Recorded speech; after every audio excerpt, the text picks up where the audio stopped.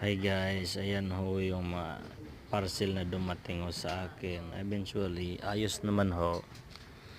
At yan sinisimulan ko na hong buksan.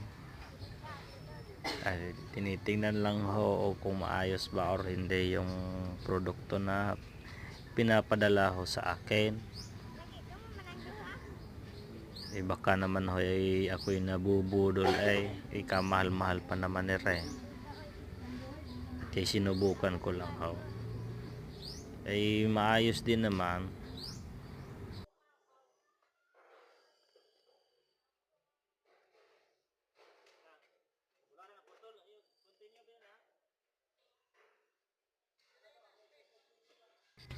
At yan ay sinisimulan ko na hong buksan.